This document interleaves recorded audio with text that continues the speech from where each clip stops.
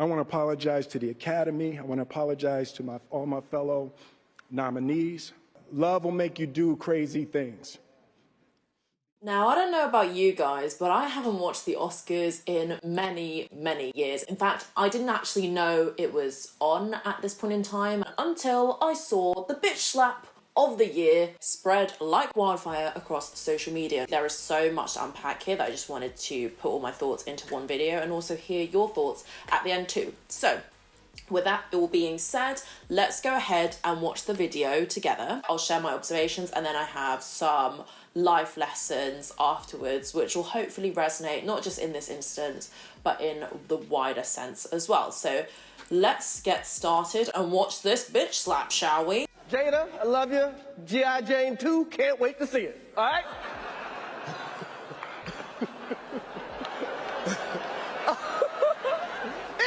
That was a nice one. Okay. So obviously Chris Rock, a very well-known comedian. I've watched him for many years in terms of like Everybody Hates Chris. He's also well known on the stand-up circuit. He's obviously brought in to the Oscars for one job and one job only. He's here to host, but also to roast. And obviously people knew that going into this. So feigning ignorance at this stage, okay. Even in the telling of the joke, you can see it's quite like a light-hearted joke. Okay, sometimes people don't find it funny. It wasn't particularly Chris's greatest work, right? But you can see Will's face. He actually initially finds it funny until he, I guess, looks at Jada's face and she does not find it funny. So let's continue. I'm out here. Uh-oh, Richard. So this is what's happening. He's walking up. Oh, wow. Wow. Will Smith just smacked the out of me. You can see on Chris Rock's face, you know, although both of them are actors, that surprise is, I would say, pretty authentic. I'm surprised he did not backhand Will, because I totally would have done that if someone walked up to me. Keep my wife's name out your mouth. Wow, dude. Yes. It was a G.I. Jane joke. Keep my wife's name out your mouth. I'm going to, okay? So if you caught that facial expression, Will was very, very unhinged. So from the initial laughter to, I guess, being caught by Jada, his wife, to then storming up, slapping the guy and then walking back down. You can even hear it in the vibration of Will's voice. And honestly, it didn't really seem like it was about the alopecia joke, which obviously like a G.I. Jane joke is actually quite... It's almost, in some ways, you could say it's a compliment in terms of, you know, it's a shaved back head. It's not an alopecia head, right? And G.I. Jane is very cool and tough. And, you know, Jada Pinkett Smith is known for playing those kinds of roles, right, in the past as an actress. So, yeah, they really did not take that well. Since that point, of course, it's been shared multiple times around the globe. For many people like me who didn't even know the Oscars was on, ironically, with this bitch slap, it's actually boosted ratings probably to an otherwise panned show. And I honestly didn't even know that Will Smith won the Best Actor award afterwards. I didn't even know he was in a film recently. Least of all King Richard. I had to even look it up to even know what it was about. Will Smith has since issued an apology, and actually it's probably worth me reading that to you guys. Violence in all of its forms is poisonous and destructive. My behaviour at last night's Academy Awards was unacceptable and inexcusable. Jokes at my expense are a part of the job, but a joke about Jada's medical condition was too much for me to bear, and I reacted emotionally. I would like to publicly apologise to you, Chris. I was out of line and I was wrong. I'm embarrassed and my actions were not indicative of the man I want to be. There is no place for violence in a world of love and kindness. So that is the apology. Obviously, we can make judgments for ourselves as to whether this was sincere or not, or whether, you know, the damage is done by this stage. But I honestly think, you know, for a grown man, what is he, like 50 odd now? He's a very seasoned professional. He should know better. And to be honest, I really do hope that he actually apologised to Chris offline, you know, in person, because otherwise it's just kind of a cop-out. But of course, he is really deflecting responsibility to the fact that it's about his wife and not about his lack of self-control. But he obviously unloads a lot of responsibility to, you know, he was reacting out of what, just anger about the wife's medical condition, as opposed to maybe some underlying factors that have been going on. There are so many more deeper things to unpack, so let's just get into it now. Let's start with life lesson number 1, and that is Jada is clearly not over or embracing the alopecia the way she claims that she is. Now, we can find TikToks, and I had a good old chuckle as well reading some of the comments on one TikTok in particular where Jada is there, you know, like massaging her head and saying, you know, I don't care what people think, I love my bald head. Today, I don't give two craps what people feel about this bald head of mine, because guess what? I love it.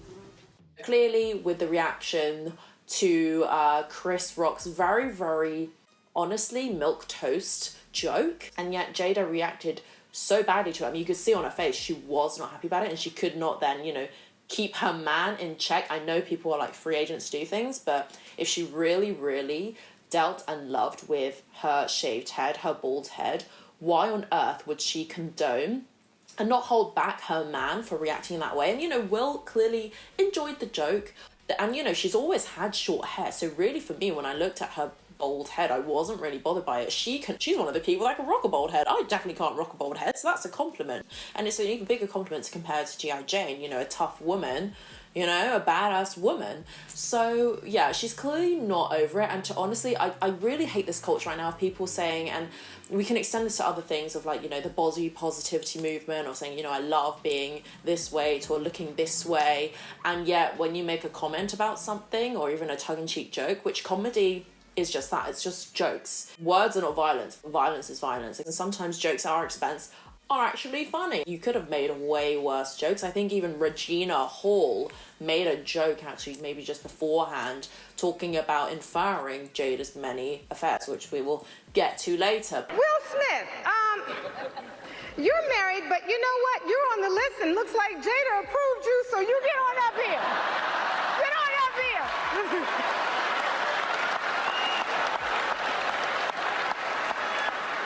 Now on to life lesson number 2, and it's a follow-on from the first one here, and that is that everybody today has become so sensitive. Comedy has become so PC. We have to really tread over our words. You know, Will said, don't leave my wife's name out of your effing mouth. What an overreaction to a joke. He did not insult her with cruel jibes or anything, didn't even mention the word, you know, alopecia or bald or anything. To join those dots in your head like some sort of nutty scientist, you know, or, you know, one of those policemen who are joining up all the dots for serial killers, that is just craziness to me, that we are living in a world where something someone says can be taken so out of context and so to the extreme, and always to the malicious extreme as opposed to like an innocent extreme as well. And honestly, it means that comedy is just so uninteresting, so not provocative. I really loved the comedies of, you know, growing up, you know, in the 90s, the White Chicks of the world, for example, Team Americas and things like that. You just can't get away with that kind of stuff today, because somebody's feelings are always going to get hurt, and the parameters for which things are acceptable, the Overton window of what we can talk about, always gets smaller. Things are always shifting. And, you know, you've heard probably about the Dave Chappelle thing that happened recently as well. So many of these comedians are just getting silenced, and I just think it's a terrible message to send to our youth of today, that, you know, if you don't like something, instead of just, you know, pulling up your pants and getting over it and manning up, and some people even take offense to me saying manning up instead of womanning up or they manning up, or I don't know. Instead, we just bawl in a corner and just, you know, lash out at people. And I think it's just so dangerous to live in a world where we have to constantly check ourselves, what we say. We cannot be our authentic selves. We cannot make a tongue-in-cheek joke, and people legitimately get cancelled for these types of things. You saw what happened to Dave Chappelle.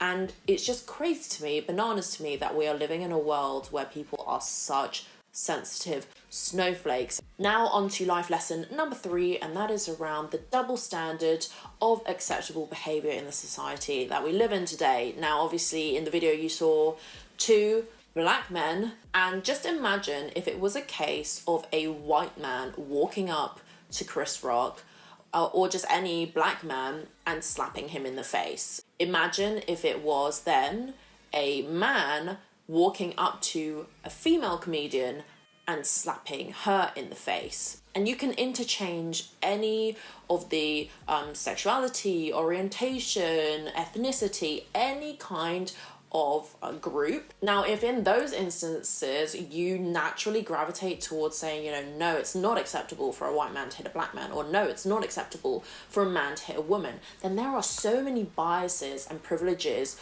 of certain groups that you hold in your mind that is just so crazy that certain groups get precedence or green cards to have, you know, to exert certain behaviors. It's just interesting also to me that Will was reacting on Jada's behalf when actually if anyone was going to slap Chris Rock, then it should have been her, to be honest with you. If it wasn't Will, if it was somebody else, maybe somebody also who has different political beliefs and affiliations, he would have probably gotten locked up. I mean, obviously double standards always exist, but to this degree is just quite startling. It's lucky, I suppose, that Will is on the right side of the establishment, because otherwise if it's anybody else, if he was of a different colour, of different standing, different anything, he would not necessarily have the reception, the support, and the outcome that he has. And further to that, it's not even just a double standard of the actual bitch slap itself, it's also who is telling the joke. Regina Hall earlier on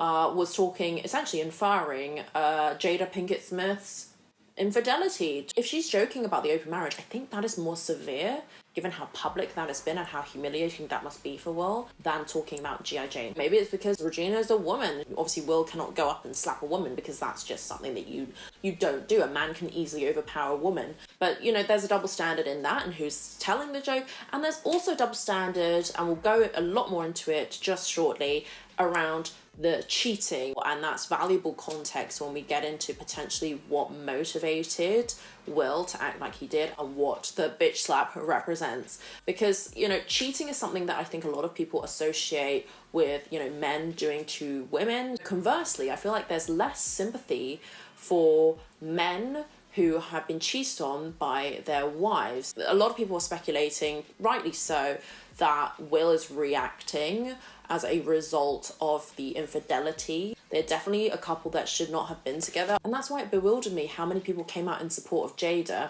probably not knowing this context, and that they're supporting her and Will being a good husband when she's not been a good wife to him. And it just seems like he's her lapdog and just has to take whatever she's dealing out, when actually, if we're talking about a villain here, you know, Will is just somebody who is very hurt, angry, and does not know what to do and is acting out of anger, out of desperation. Whereas actually Jada is the one who is a bit more calculated in her moves. You know, to cheat on someone multiple times with multiple different people is not something that you do just on a whim. And I just think it is just so rich to see everybody coming out in full support of Jada and both of their behaviour, actually, when actually nobody is an innocent party in this instant at all.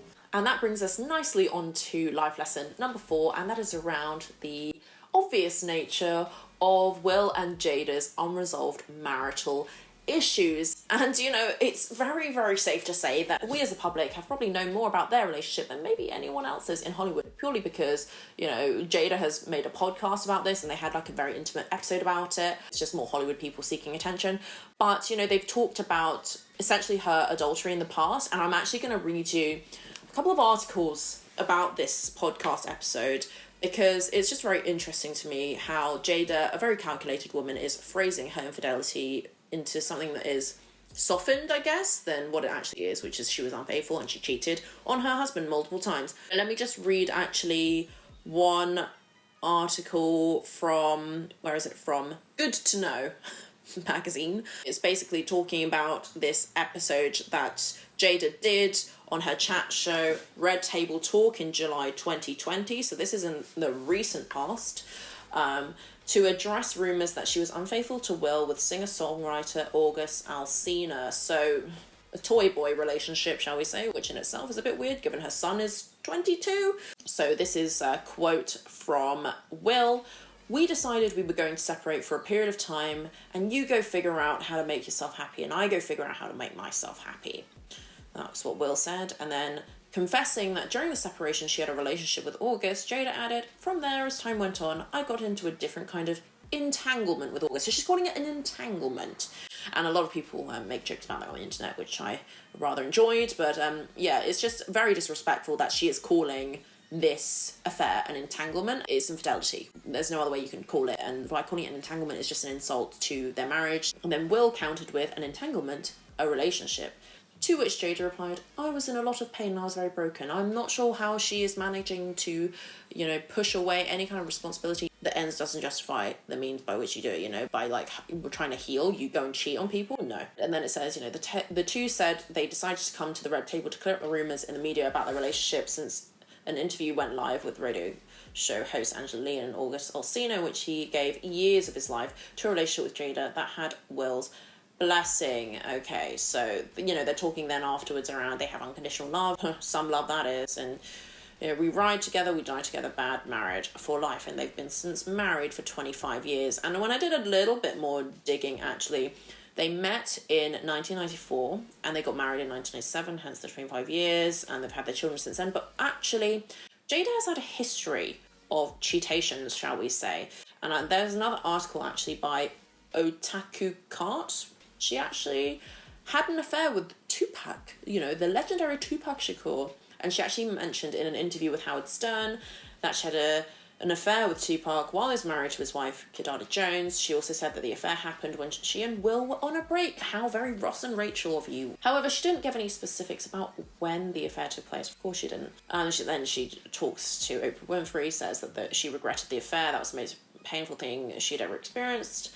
She also said that she would never do anything like that again, but promises were broken, and in August 2020, Jada Pinkett Smith admitted to Will that she cheated on with August Alsina, and apparently, then there's some back and forth about whether Will actually blessed this entanglement. I cannot believe this is real life.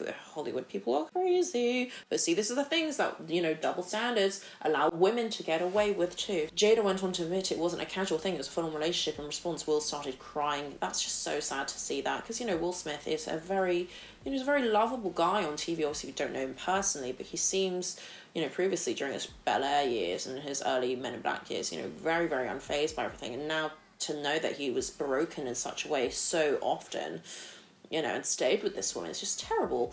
Anyway, so we are getting a little bit off track here, but point number 4 is all around these unresolved issues, and clearly these extramarital affairs have really weighed on their relationship, and that actually means that Will is by definition a cuckold, which is basically the husband of an adulterous wife. All of these things happening at once to Will, it is just probably a reaction of him trying to deal with his embarrassment, his public humiliation of airing that dirty laundry out there, and the fact, Jada keeps doing it time and time again. These are just the men that we know of. She may have been doing it more times during their 25-year marriage, right? And it was probably an attempt to just get back some of the masculinity that he had since lost because of what Jada had done to him. And, there's actually a really good Instagram post that I saw, and I will paste it on here because it was really good analysis overall on the situation as to why Will slapped Chris. And it's just a case of potentially Chris represented metaphorically everybody that Will couldn't slap, at least Will's wife, right? This was not a case where he needed to defend his wife. In the Instagram post that I mentioned, she basically said that from her position, she is unbothered by short hair. She's had it for so long, and therefore actually when you consider the situation by which Chris got slapped, there was no need for him to protect his wife in that way. It was not a situation where she was a damsel in distress, and so it was probably then just a reaction by Will from all of the anguish that he's experienced during this infidelity. Now let's move on to life lesson number 5, and that is around people's inability to control their anger, their temper nowadays, and resorting first to violence. Our attention spans are so short, the abundance of apps like TikTok, and you've also got Instagram Reels and things like that. Everything is so condensed and small. We do not have a lot of time to think on things, but not only that, we're encouraged in the world, if we don't like something, to just be, very, very overt and brazen about our disgust with something instead of just dealing with it or ignoring it and moving on. It's shocking to see something that is family entertainment have something so violent on screen, and to almost have that normalized in society. It's not actually even the first time that Will's reacted in violence. Actually, there was a comedian or prankster, Vitali, many years ago, who actually tried to pretend he was a reporter on one of the red carpets, tried to kiss Will. Okay, it was a bit weird doing that, right? And then Will bitch slapped him also. And although this example may seem trivial to some, it indicates to me that Will is not shy of using violence. I often think that anybody who resorts to violence has already lost the argument. And I just think in the context with Chris as well, he was up on stage, he was defenseless. It was very, very vulnerable up there. So kudos to him for reacting so well under that, because my instinct would be to punch him back, right? But, you know, obviously Will gets a few more brownie points, sympathy points, because he's just this very anguished husband who's reacting, you know, on the face of it, very chivalrously to his wife. But once you dig a bit deeper, you actually think, you know, you actually realise it's quite a lot more sinister than that. And I just think by condoning violence in this case, which is again ironic in the situation that we're in, you know, with the Ukraine stuff, countless other altercations that we have or will experience. I just think people are just picking and choosing when violence is okay. And I think violence for something that is so petty and small is just such a bad omen of what is to come. And although Will issued an apology, he knew he had ample time when he was walking up to the stage to walk back or to rethink this, you know. And the fact that Jada did not stop him, despite her love of her bald head, indicates to me that they just don't have any kind of willpower or restraint. And clearly she doesn't, because she's cheated on her man multiple times. It is so worrying that society has come this far, and that these people in Hollywood, who a lot of people idolise and, you know, say are their heroes and look up to them, this is who we are meant to, you know, mirror in society. And it's just so toxic that they are promoting violence for something that needed just to be taken, you know, Will should have just taken Chris to the side and had a word with him afterwards about it. And now we are on to life lesson number 6, and I would say it's probably one of the more important points to personally take away from this incident, and that is the importance of being with the right person and not staying in a toxic relationship. And you've basically seen throughout this incident that Will's reaction to the joke is just him showing his despair and unhappiness and humiliation, all those emotions with his marriage, instead of dealing with them head on. And honestly, this incident is a warning to all men and women out there that, you know, this is what will happen if you are with the wrong person for such an extended period of time. And although they had kids and they probably wanted to stay together for them and also maybe for their reputation, and probably a sunk cost fallacy thing, right, of them being together for so long, knowing each other so intimately, that they just stayed together. It is just such a bad message to send. Of course, you should put work into a marriage, but when it comes to infidelity, I'm very much a make or break person. I think you do it once, you'll probably do it again. And the right thing to do would be to leave this awful, vile woman. But instead, he is now trying to fight all of her battles for her, trying to really be a better husband and gain back that masculinity and protect his woman when she actually doesn't need protecting, and actually he needs protecting. You need to find the right person who lifts you up, who honours you, who supports you, instead of somebody who treads on you like you're the shit on their shoe, frankly. So anyways, those are the 6 life lessons and just general observations that I had about this incident. I do hope this couple gets the help that they need. I hope Chris Rock gets the boost in sales that he deserves. Whose team are you on, if anything? Or what other takeaways did you have from this incident? And who do you think will be bitch slapped next? Let me know in the comments. Anyways, I will end this video here. Thank you as always for watching, and I will catch you in the next one.